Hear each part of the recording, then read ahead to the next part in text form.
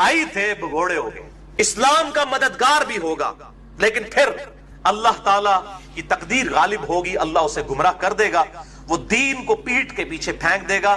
اور اپنے پڑوسی پر تلوار تان لے گا. یہ دوزخ کے کتے ہیں خوارج, اور ابو داؤد میں حدیث ہے کہ قیامت تک خوارج نکلتے رہیں گے اور ان کا آخری گروہ دجال کے ساتھ نکل کے مسلمانوں کے خلاف قتال کریں. اور بخاری مسلم میں الفاظ ہیں, یہ مسلمانوں کو قتل کریں گے اور بت پرستوں کو چھوڑ دیں گے. مولا علی کہتے ہیں کہ میں آسمان سے زمین پر گر پڑوں تو یہ تو مجھے گوارا ہے, لیکن یہ گوارا نہیں کہ میں رسول اللہ پہ جھوٹ باندھوں, کیونکہ اس کا گناہ اس سے بھی بڑا ہے. اور مولا علی سے ہی روایت ہے بخاری اور مسلم میں کہ میری طرف کوئی جھوٹی حدیث منسوب نہ کرنا ورنہ اپنا مقام دوزخ میں دیکھ لو, نبی علیہ السلام کا فرمان. تو مولا علی یہ حدیث بیان کر رہے ہیں. تو سر مسلم شریف میں اس حدیث کیسے کہتے ہیں نا شان نزول, تو اس حدیث کا شان نزول مسلم شریف میں موجود ہے, شان ارشاد موجود ہے. جب مولا علی جو ہیں وہ جنگ نہروان کے لیے جا رہے تھے خوارج کے خلاف, تو اس میں الفاظ ہیں مسلم شریف میں کہ تم لوگ جو ہے معاویہ پہ تو چڑھتے ہو اور اپنے پیچھے بال بچوں کو ان خوارج کے حوالے کر کے جا رہے ہو. معاویہ سے تو ہم نپٹ لیں گے, پہلے خوارج جو ہمارے اندر گھسے ہوئے ہیں ہم ان کے خلاف قتال کریں گے. اور پھر نبی علیہ السلام کو انہوں نے حدیث بیان کی کہ میں حضور پر اگر جھوٹ باندھوں نا تو میرے نزدیک یہ اس سے بڑا عذاب ہے کہ میں آسمان سے گر پڑوں زمین کے اوپر. اور پھر انہوں نے بتایا کہ نبی علیہ السلام نے کیا کیا بشارتیں دی ہیں ان لوگوں کے لیے جو خوارج کے لیے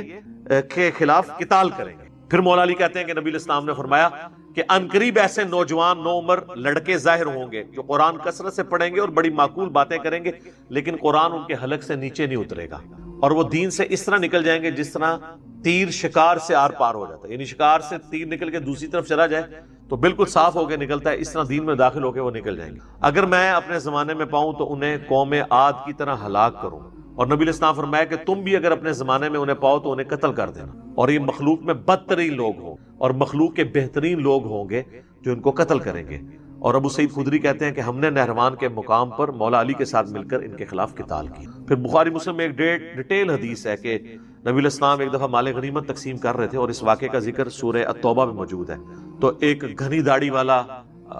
شخص کھڑا ہوا جس کی آنکھیں دھسی ہوئی تھیں اور اس کی تہمت آدھی پنڈلیوں تک تھی, جو بریلوی کہتے ہیں کہ اہل حدیث کھڑا ہوا. تو وہ لیکن یہ تسبیح میں پروئے جانے سے پہلے کی بات ہو رہی ہے, اب تو تسبیح میں پرویا ہوا ایک اتحاد ہے. تو اس نے کہا اتق اللہ یا محمد, اے محمد اللہ سے ڈر اور انصاف کر. رسول اللہ نے فرمایا کہ اگر میں انصاف نہیں کروں گا تو اور کون انصاف کرے. حضرت خالد بن ولید اور حضرت عمر کھڑے ہوئے, یا رسول اللہ اجازت دیں اس کو یہیں پہ قتل کر دیں. آپ فرمایا چھوڑ دو, لوگ کہیں گے محمد اپنے ساتھیوں کو قتل کرواتا ہے. یعنی قانوناً آپ نے اس کو صحابی کے طور پر ڈیل, حالانکہ ہے وہ منافق تھا. آپ فرمایا اس کی نسل میں بھی لوگ پیدا ہوں گے اور ان میں ایک ایسا شخص ہوگا کہ جس کا ایک بازو نہیں ہوگا, اس کی جگہ گوشت کا لوتھڑا لٹک رہا ہوگا, اور یہ میری امت میں اختلاف کے وقت ظاہر ہوگا, اور میری امت کا بہترین گروہ ہے جو ان کو قتل کرے گا. اور وہ مولا علی نے قتل کیا اور وہ لاش نہیں مل رہی تھی. مسلم شریف میں آتا ہے اصحاب نے آگے کہا کہ وہ اس بندے کی لاش نہیں مل رہی. انہوں نے کہا نہ وہ شخص جھوٹا ہے جس نے مجھے خبر دی اور نہ وہ جھوٹا ہے جس نے اس کو خبر دی. مولا علی خود گئے, انہوں نے ساری لاشیں ہٹوائیں اور نیچے سے وہ اس ٹنڈے کی لاش نکلی. وہ ٹنڈا تھا نا. تو سب نے پھر نعرہ لگایا کہ حضرت علی کا قتال حق پر مبنی ہے, کیونکہ اتنی بڑی بڑی داڑیوں اور نمازوں والے تھے. بخاری مسلم میں الفاظ ہیں تمہیں اپنی نمازیں ان کے سامنے حقیر نظر آئیں گی, لیکن ہوں گے وہ دین سے نکلے ہوئے لوگ. اچھا اتنا غصہ خوارج کے اوپر کیوں تھا؟ سوچنے والی بات ہے. نمازیں بھی پڑھ رہے ہیں, سب کچھ کر رہے ہیں. اگر آپ مجھ سے پوچھیں نا تو میرا زیادہ غصہ جو ہے وہ اصحاب صفین کے اوپر ہے. اصحاب جبل تو چلے, انہوں نے تو توبہ کر لی. خوارج پہ اتنا غصہ کیوں ہے؟ اس کی وجہ یہ کہ خوارج نے مولا علی کو کمزور کیا. وہ تو ساری بات کو سمجھتے ہوئے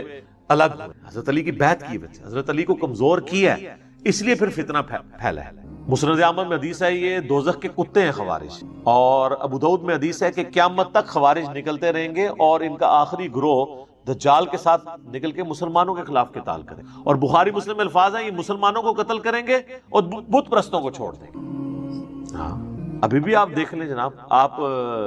دنیا میں کئی اسلامی ملکوں میں جائیں, اگر آپ کے نام میں علی حسن حسین آتا ہے تو آپ لادہ لگ جائیں گے, اور اگر آپ کے نام کے اندر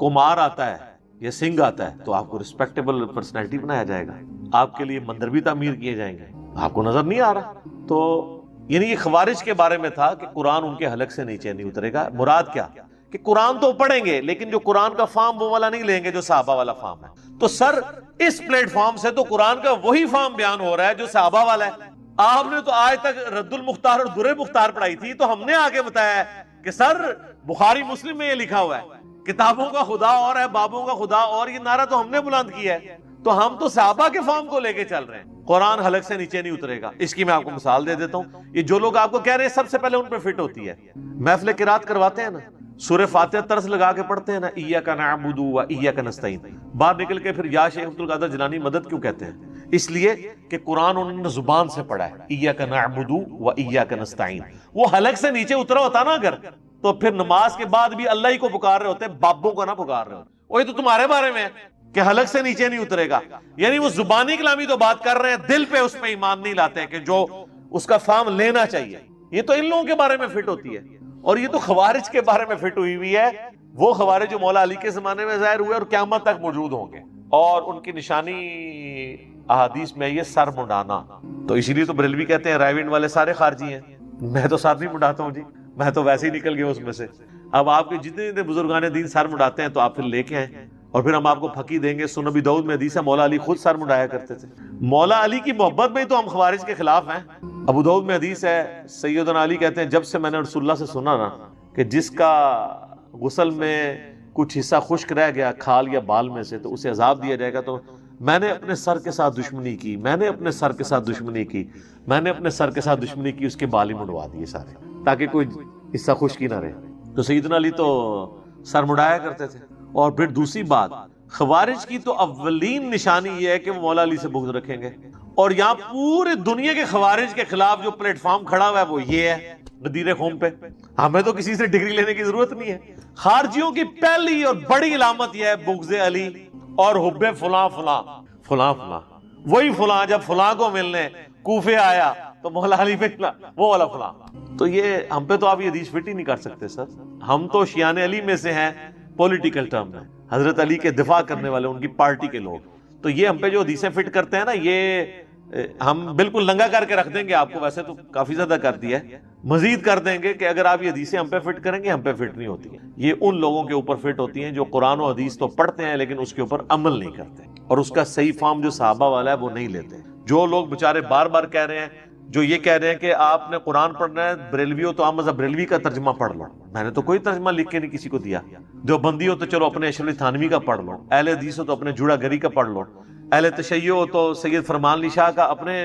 بابا جی کا ترجمہ پڑھ لو، بخاری مسلم کا اپنا ترجمہ پڑھ لو، یہی کر سکتا ہوں نا، اس سے زیادہ تو نہیں کچھ کر سکتا۔ تو میں نے کب کوئی فارم اپنی طرف سے دیا؟ ہم تو کہتے ہیں آپ نے فارم خود لکھا ہوا ہے اپنی کتابوں کے اندر، تو آپ اس کو پڑھیں اور جو اس کا فارم ہے وہ بتا دیں صحابہ کرام نے کیا فارم لیا ہے ان چیزوں سے۔ تو یہ خوارج چونکہ صحابہ کرام پہ فتوے لگاتے تھے ناجائز، کیونکہ ان کے ایمان کے اوپر تو اللہ گواہ ہے۔ اب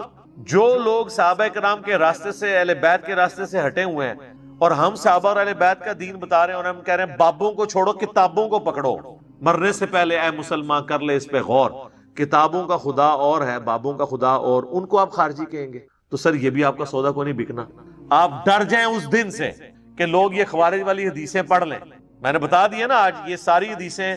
مسلم شریف میں کتاب الزکاة چیپٹر کے اندر پورا چیپٹر ہے خوارج کا بیان، سر آپ پڑھیں اس میں پھر جنگ جمل صفین و نہروان آ جائے گی۔ وہ تو حدیثیں آپ ایسے کہتے ہیں بیان نہیں کرنی چاہیے، تو کیوں کر رہے ہو؟ یہ تو تہاڈے بارے چ ہے، کیونکہ یہ حدیث سنا رہے کب ہیں حضرت علی خوارج کے بارے میں، اور ان کے زمانے میں وہ قتل ہوئے۔ یہ حدیثیں آج تو نہیں دریافت ہوئی ہیں، تو شروع سے کتابوں میں لکھی ہوئی تھی۔ تو جو لوگ قرآن پڑھ کے ناحق کسی پہ فتویٰ لگاتے ہیں، وہ تو آپ دیکھیں، میں نے پچھلے دنوں اتنا سخت لیکچر ریکارڈ کروایا ہے، جو بخاری مسلم کی حدیث کی غلط تعویل کرتے تھے،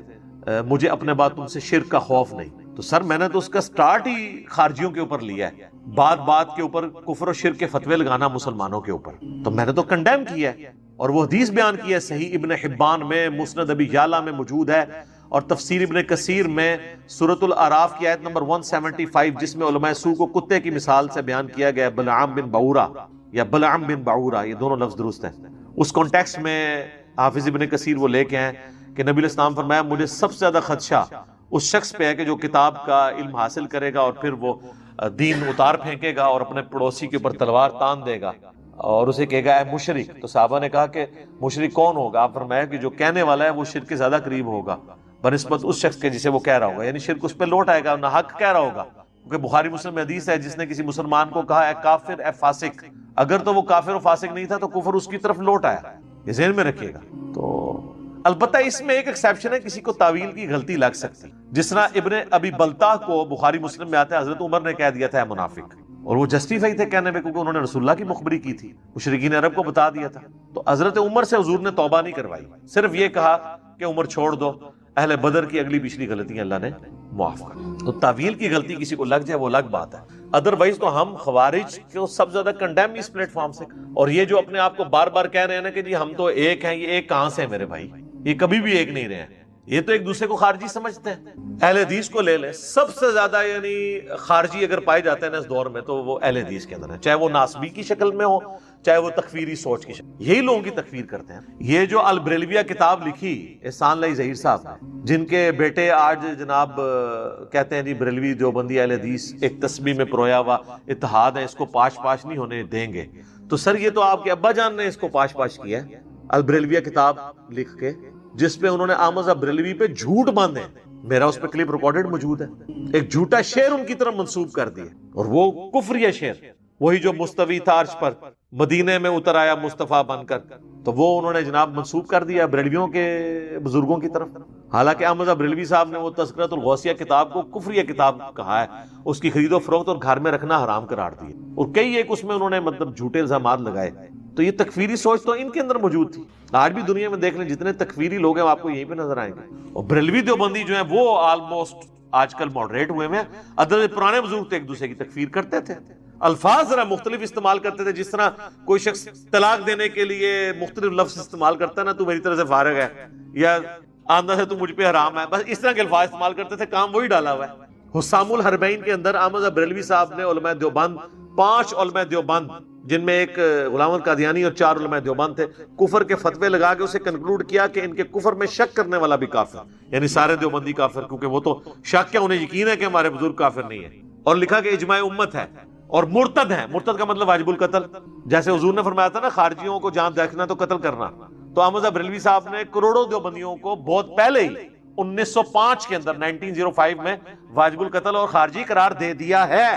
آج کس منہ سے اکٹھے ایک پلیٹ فارم پہ؟ اور دوسری طرف المحند علی المفند جب اس کے جواب میں لکھی خلیل احمد سہارنپوری نے، جو شیخ زکریا کاندھلی فضائل اعمال والے کے پیر و مرشد ہیں، 1906 میں انہوں نے لکھا کہ احمد بریلوی اور ان کی پوری جماعت ایک شیطانی لشکر ہے جو ہم پہ حملہ آور ہوا ہے، جس طرح کے انبیاء کے اوپر شیاطین جنوں اور انسانوں میں سے حملہ آور ہوتے تھے، ہمارے علماء دیوبند رضی اللہ عنہم 14ویں صدی سے مولویوں نے لکھا انہوں نے، ان پہ یہ حملہ آور ہوئے ہیں، یعنی وہ اپنے رضی اللہ عنہم کو انبیاء کے ایکویلنٹ یا اس کی دعوت کا ایکویلنٹ مانتے ہیں۔ تو شیطانی لشکر جب کہہ دیا احمد بریلوی ان کی پوری جماعتوں کروڑوں لوگوں کو یہ کہہ دیا، تو یہ تسبیح میں کیسے پروئے گئے ہیں؟ یہ اس لیے پروئے جاتے ہیں کہ ان کے دنیاوی مفادات ہو، بس اس کے لیے اکٹھے ہوتے ہیں۔ تو چلیں اچھی بات ہے، لیکن کم از کم آپ کو رجوع کرنا ہوگا کہ ہمارے جو بزرگ تھے نا، اور پھر یہ بتانا ہوگا کہ ہمارے بزرگوں نے ایک دوسرے پہ کفر کے فتوے لگائے، بریلوی بتائیں کہ ہمارے بزرگوں نے چونکہ غلط فتویٰ لگایا تھا، اگر وہ مانیں، وہ تو نہیں مانیں گے، اور میں بھی سمجھتا ہوں کہ وہ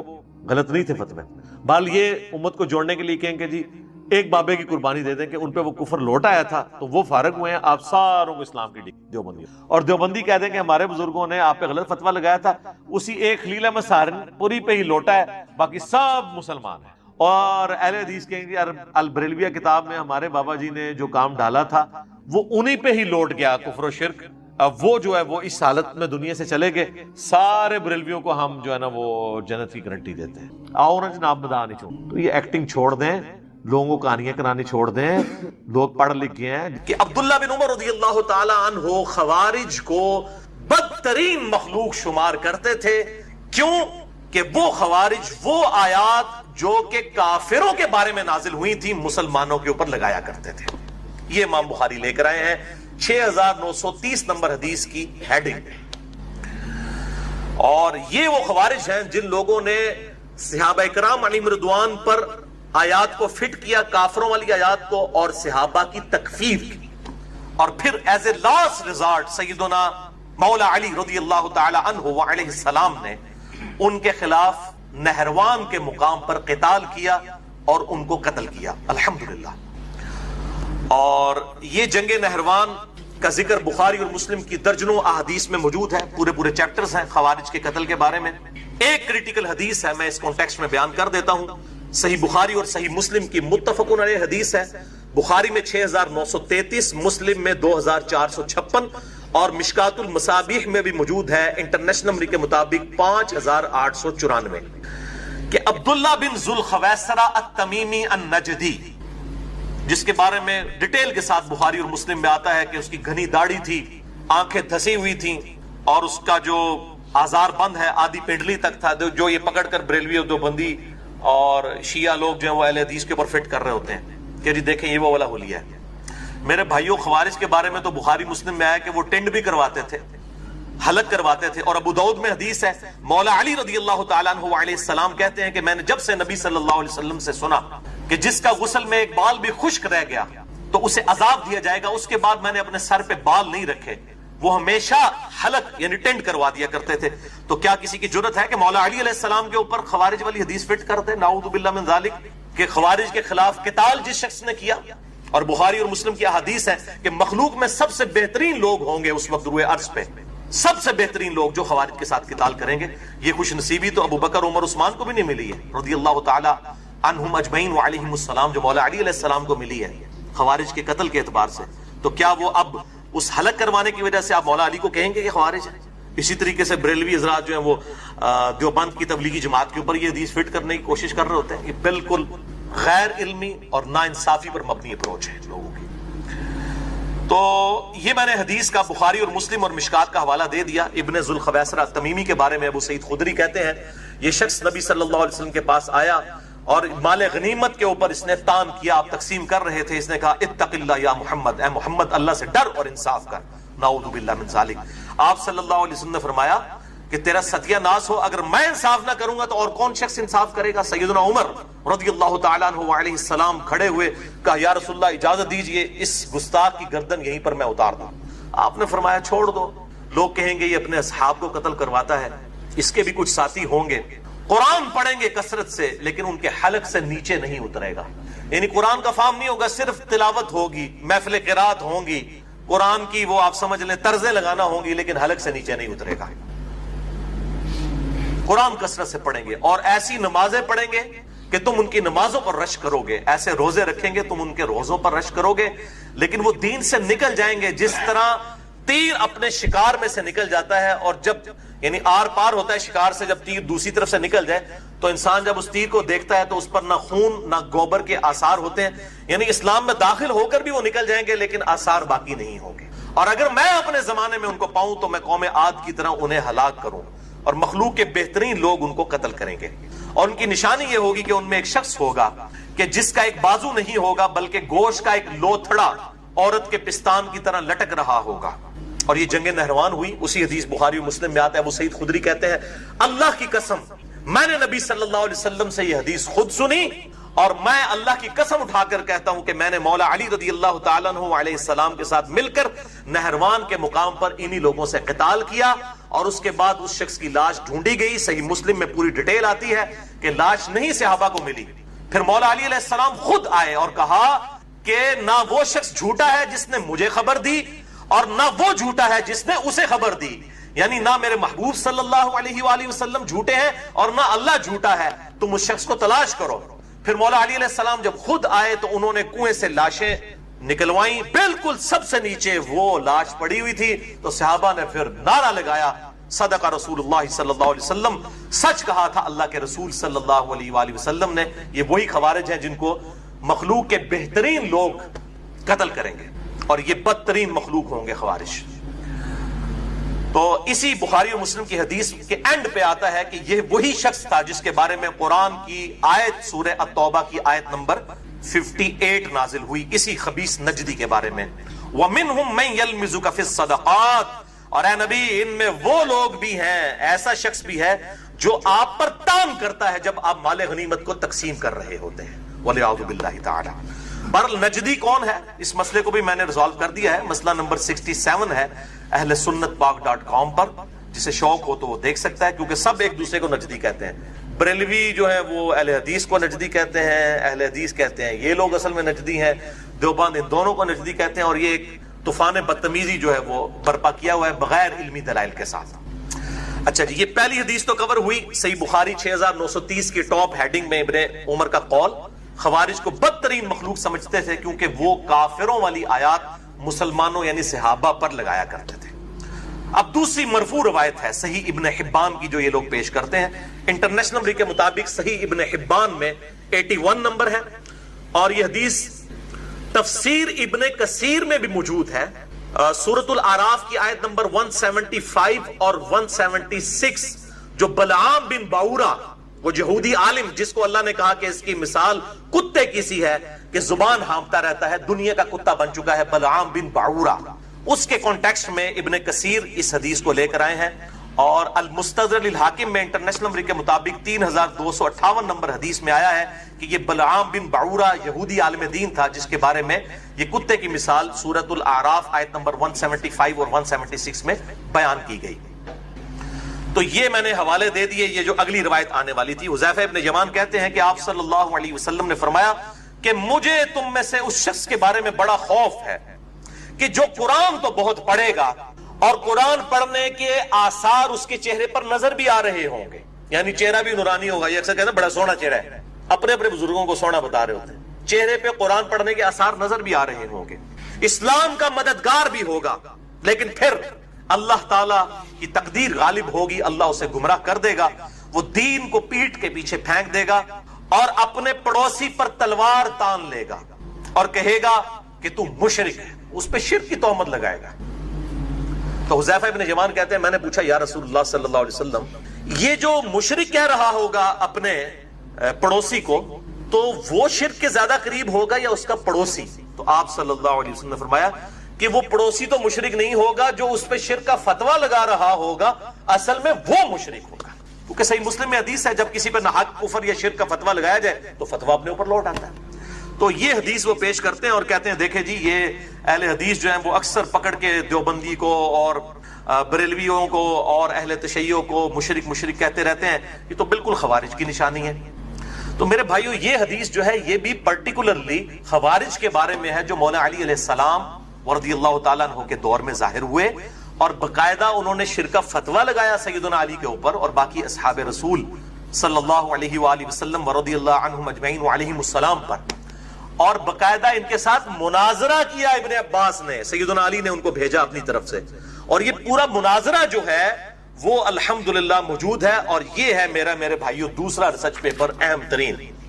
واقعہ کربلا کا حقیقی پس منظر 72 صحیح الاسناد احادیث کی روشنی میں، جس میں میں نے 150 روایتیں کربلا کے کانٹیکسٹ میں بیان کی ہیں۔ یہ اہل حدیث کے صلاح الدین یوسف صاحب کی لکھی ہوئی جھوٹی تاریخ نہیں ہے، نہ وہ یزیدی مولوی جو اہل حدیث نے اٹھایا انڈیا کے اندر کفایت اللہ سنابلی، اس کی لکھی ہوئی جھوٹی تاریخ نہیں ہے، یہ اللہ کے نبی کی حدیثیں ہیں، اور اکثر حدیثیں بخاری اور مسلم سے ہیں۔ 150 روایتیں شیخ البانی اور شیخ زبیر لزئی رحمہم اللہ وعلیہم السلام کے حکم بھی لگے ہوئے ہیں ایک ایک روایت کے اوپر، اور اس کے بعد پوری دنیا میں زلزلہ آ گیا اس ریسرچ پیپر کے بعد۔ یہ الحمدللہ اردو میں بھی ہے،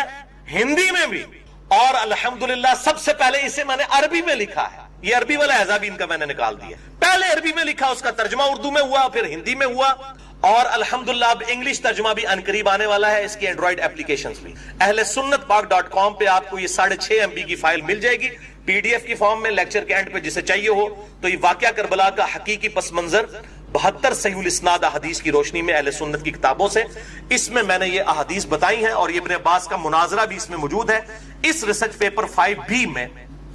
23 نمبر پر ہے، اور سنن الکبریٰ للنسائی، امام نسائی رحمہ اللہ کی جو سنن الکبریٰ تھی جس میں سے سنن نسائی نکالی گئی ہے، اس میں انٹرنیشنل نمبر کے مطابق 8575 نمبر روایت ہے، جس میں یہ پورے مناظرے کا ذکر موجود ہے، جس میں ابن عباس نے پوری دعوت دی، انہوں نے جو 3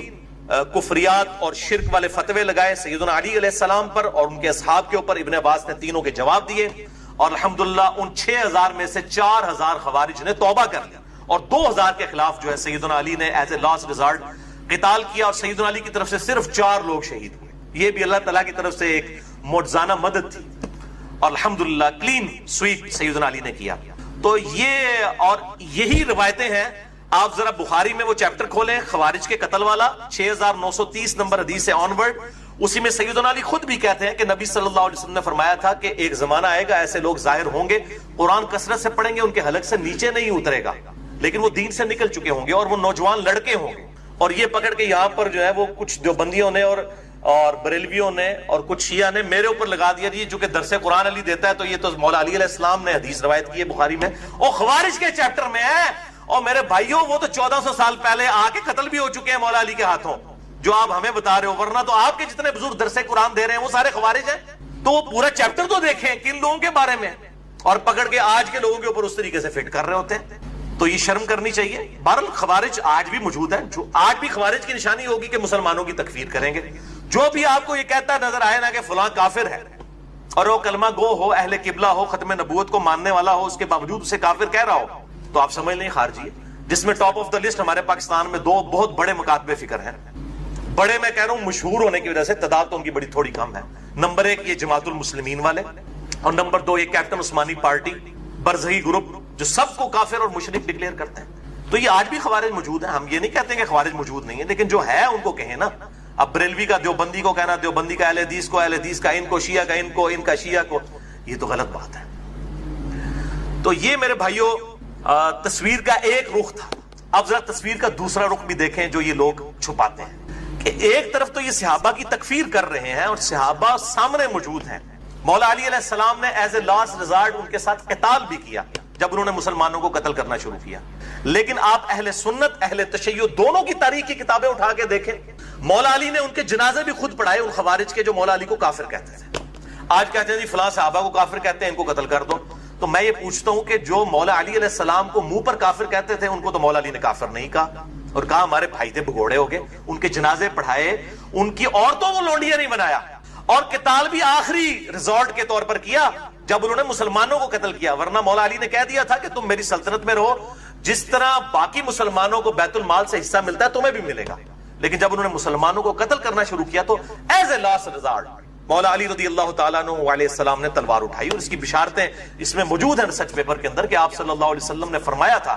کہ قرآن حکیم کو منوانے کے لیے جس طرح مجھے کافروں کے خلاف قتال کرنا پڑا ہے، میرے صحابہ میں ایک خوش نصیب وہ بھی ہے جس سے مسلمانوں کے خلاف قتال کرنا پڑے گا قرآن کو منوانے کے لیے۔ ابو بکر اور عمر بھی موجود تھے، انہوں نے پوچھا یا رسول اللہ ہم ہیں؟ آپ نے فرمایا نہیں، بلکہ وہ شخص جو میری جوتیاں گانٹ رہا ہے۔ آپ صلی اللہ علیہ وسلم کی جوتیاں اس وقت سیدنا علی گانٹ رہے تھے۔ صحابہ دوڑے مولا علی رضی اللہ تعالیٰ عنہ علیہ السلام کی طرف اور کہا کہ آپ کے بارے میں نبی صلی اللہ علیہ وسلم نے اتنی بڑی پریڈکشن فرمائی ہے۔ تو مولا علی مسکرا پڑے، جسے صحابہ کہتے ہیں ہم سمجھ گئے کہ آپ کو پتا تھا یہ کہ میں نے آن دا بہاف آف پروفٹ ان لوگوں کے خلاف قتال کرنا ہے۔ اور یہ حدیث الحمدللہ صحیح سند کے ساتھ مسند امام احمد میں جلد 3 صفحہ 82 پر 11790 ہے، اور اسی طریقے سے سنن نسائی الکبریٰ میں 8457 نمبر ہے، صحیح سند کے ساتھ الحمدللہ یہ حدیث موجود ہے۔ یہ کربلا والے میرے ریسرچ پیپر میں نے ڈالی ہوئی ہے۔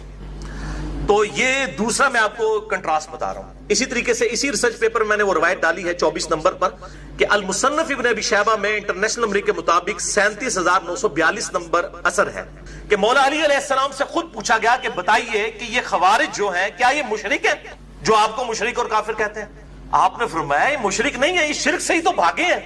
یہ اس لیے مجھ سے دور ہوئے کہ انہیں یہ گمان ہوا کہ میں غلط ہوں، میں شرک میں مبتلا ہو چکا ہوں، انہوں نے اپنے گمان میں یہ سمجھا یہ شرک سے بھاگنے کے لیے انہوں نے کیا، مشرک نہیں ہے۔ پھر پوچھا گیا کیا منافق ہے؟ تو سیدنا علی نے کہا یہ تو اتنی لمبی لمبی نمازیں پڑھتے ہیں، قرآن تو کہتا ہے منافق تو بڑا تھوڑا اللہ کا ذکر کرتے ہیں، یہ منافق بھی نہیں ہے۔ اندازہ کریں آپ، یہ آپ دیکھیں پازیٹیو، جس کو کہتے ہیں نا پازیٹیو اپروچ، حسن ظن، کہا ہمارے بھائی تھے بگوڑے ہو گئے۔ میں یہی کہتا ہوں کہ یہ آج بھی جب کسی کے ساتھ اختلاف ہو تو آپ زیادہ زیادہ یہ کہہ دیا کریں کہ ہمارے بھائی تھے بگوڑے ہو گئے، بجائے کہ آپ کفر و شرک کے فتوے لگانا شروع کر دیں۔ یہ سیدنا علی آپ دیکھیں کیا پازیٹیو ان کی اپروچ